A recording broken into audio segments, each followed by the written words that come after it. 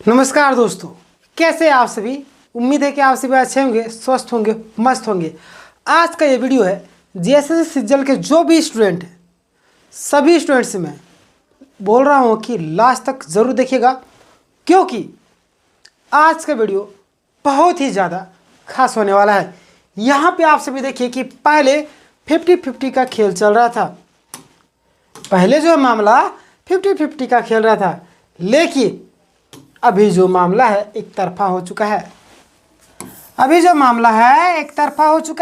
पहले 50-50 चल रहा था, अभी एक तरफा हो चुका है। ऐसा क्यों बोल रहा हूँ, लास्ट तक अगर आप में टिक गया, आपको बोल रहा हूँ, आपको सारी चीज़ें क्लियर होने वाली है, ठीक है। और जेएसएससी कैंसिल होना तो तय है। किस हिसाब से, इस पर भी आगे हम लोग बात करेंगे। तो चैनल में अगर नए होंगे तो रेड बटन दबाकर सब्सक्राइब कर लीजिएगा, उससे बगल में बेल होगा उसको दबाकर ऑल कर लीजिएगा, ताकि जब भी कोई भी अपडेट आएगी सबसे पहले उसकी जो नोटिफिकेशन है आप तक पहुंचेगी। अगर आप लाइव क्लासेस करना चाहते थे उसकी जो नोटिफिकेशन है सबसे पहले आप तक पहुंचेगी, ठीक है। चलिए स्टार्ट करते हैं। सबसे पहली बात, पहले जो है मामला 50-50 क्यों चल रहा था, यानी कि जेएसएससी सिज्जल की बात कर रहा हूँ, क्योंकि आप सभी को मालूम होगा कि 26 तारीख बहुत ही खास दिन था। पिछला 26 की मैं बात कर रहा हूँ, अभी तो नेक्स्ट मंथ आ चुका है, ठीक है। पिछला 26 जिनमें लगभग 7 दिन पार हो चुका है, ठीक है। अगर 7 दिन पार नहीं हुआ है, 4 और इधर 1, 5 दिन पार तो हो गए किया, ठीक है। तो देखिए उस समय जिस समय सुनवाई नहीं हुई थी कोर्ट में, उससे पहले लगातार खबरें क्या आ रही थी, जेएसएससी सिज्जल में पेपर लीक नहीं हुआ है। सीआईडी क्या बोल रही थी कि हमारे पास 40 सबूत आए हैं, हमारे पास 60 सबूत आए हैं। लगातार जो डीएसपी साहब है वो भी, यानी कि डीएसपी सर है वो भी सोशल मीडिया में आकर, यानी कि मीडिया वाले उनसे सवाल पूछे तो उन्होंने जवाब दिया था, जो काफ़ी कंट्रोवर्सी था, जिसमें लगातार वो वीडियो काफ़ी तेज़ी से वायरल हुआ था, सर्कुलेट हुआ था, जिनमें कई सारे छात्र निराश भी हुए थे। उस समय उन सारी चीज़ों को देखकर लगता था कि मामला पता नहीं किधर जाएगा, इधर जाएगा, पल्ला किसके तरफ भारी होगा पता ही नहीं चल रहा था, क्योंकि छात्र कंफ्यूज थे। इधर में सर भी बता रहे थे, डीएसपी सर, इधर भी जो कुणाल सर है और प्रकाश सर है, राजेश सर है, और भी जो छात्र लोग हैं उन लोगों के ऊपर ब्लेम लगाया जाता और उनको डायरेक्ट कोचिंग गैंग बता दिया जा रहा था कि कुछ कोचिंग गैंग है एग्ज़ाम फैक्ट्री के नाम पे जो छात्रों को गुमराह कर रहे, बहुत सारी चीज़ें हुई थी, ठीक है। और हर एक दिन पेपर में कभी प्रभात खबर वाले पोलिंग करवा रहे हैं, कभी ये दैनिक भास्कर का न्यूज़ पढ़ के छात्र परेशान, कभी ये, लगातार छात्र परेशान थे। लेकिन 26 तारीख को जब कोर्ट में मामला चला तब वहाँ पे जज साहब को बंद लिफाफे में कुछ जांच रिपोर्ट शायद थी या क्या थी, कुछ सौंपने की कोशिश किया गया, ठीक है। लेकिन जज साहब जब पूछे कि जांच कंप्लीट हो गई, तो सीआईडी के जो वहाँ पे थे उन्होंने बताया कि अभी हमारी जांच चल ही रही है। तो यहाँ पे डायरेक्ट स्पष्ट रूप से बता दिए कि जब तक अगर जांच कंप्लीट नहीं होगा किस हिसाब से सुनवाई होगा। यानी कि मान लिया जाए कि अभी सुनवाई कर देते हैं, मान लिया जाए कि स्टे अगर हट जाती, ठीक है, तब बाद में यानी कि जांच रिपोर्ट में जब पता चलता है कि पेपर लीक हुआ है तो क्या होता, परेशानी हो जाती। इसीलिए वहाँ पे सुनवाई नहीं हुआ। और तीसरा पक्ष जो व्यक्ति बने थे इंटरवेनर, ठीक है, तीसरा पक्ष बन के जो लोग गए थे 5-5 हज़ार रुपये, कितना, 5-5 हज़ार रुपये जमा किए थे, 5-5 हज़ार रुपये, ठीक है। ये लोग पूरा फंडिंग वर्क करके लगभग 11-12 लोगों के साथ सुनने में आ रहा था, पूरा वकीलों का हुजूम खड़ा था, जिनमें जज साहब के द्वारा थोड़ा सा मतलब कि कुछ कड़ी बातें बोली गई, जिनमें पूरी कोशिश की थी स्टे हटा दिया जाए, पूरी मतलब कि ताकत लगाई गई थी, लेकिन स्टे हटा नहीं। क्योंकि अगर जांच कंप्लीट नहीं होगा तो पूरी सुनवाई किस हिसाब से होगी।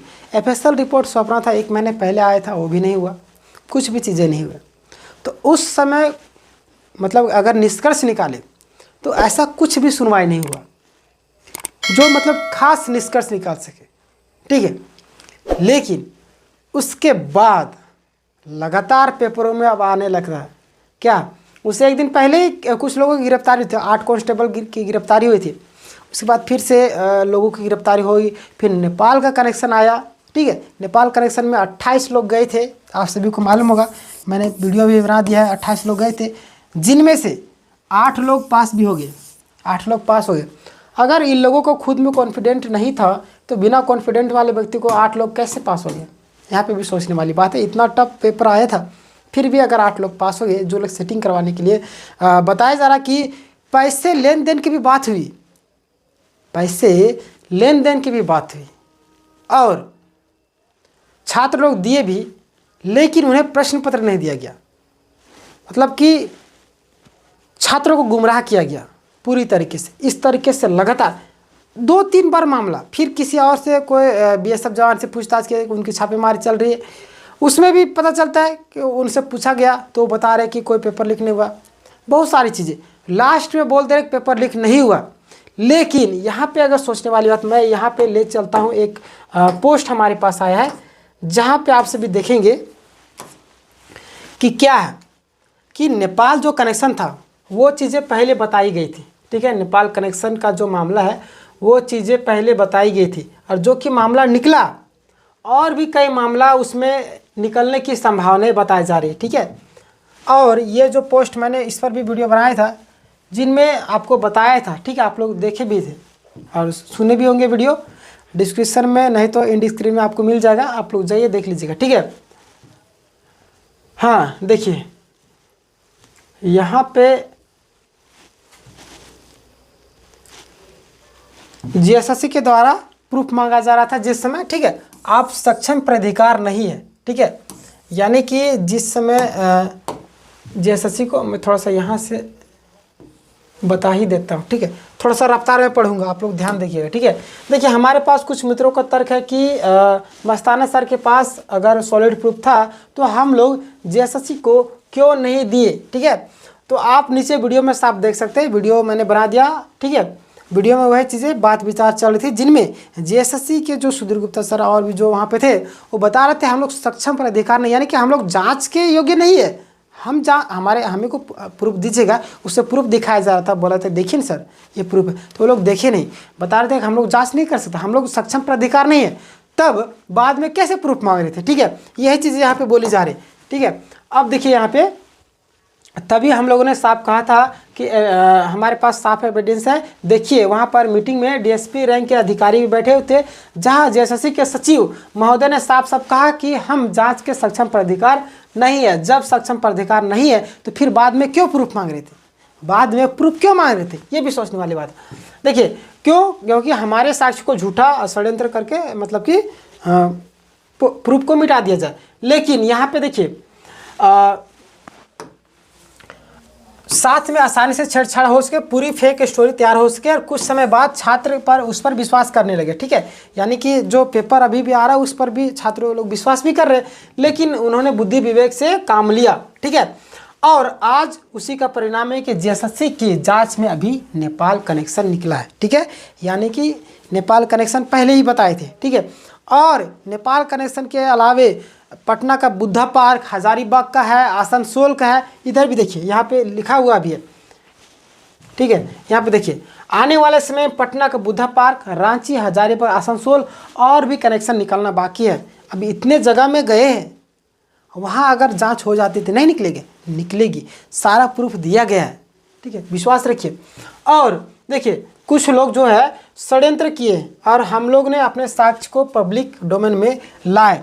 यानी कि बहुत सारे लोग चाह रहे थे कि हम लोग जो है षड्यंत्र करके, वो लोग कोशिश कर रहे थे पूरी तरीके से, पेपर में डाल रहे थे कि प्रूफ नहीं मिला, ये नहीं मिला, तो हम लोग क्या करेंगे, गड़बड़ी में मतलब अकबकी में आके जो भी प्रूफ है उसको पब्लिकली आके बता देंगे, यूट्यूब में आकर, सोशल मीडिया में आकर। लेकिन उन्होंने बताया नहीं, ठीक है। और बचा के रखिए, जो सक्षम प्राधिकार थे कोर्ट को में वहाँ पे जमा किए, कि पूरी तरीके से छेड़छाड़ करने की कोशिश की गई थी। लेकिन याद रखिए कि सर लोग जो है पूरी दिमाग से खेले हैं सारे खेल को, और सारा चीज़ बचा कर रखे थे। जो सक्षम प्राधिकार है, माननीय हाईकोर्ट न्यायालय, वहाँ पर उन्होंने साक्ष्य को दिया।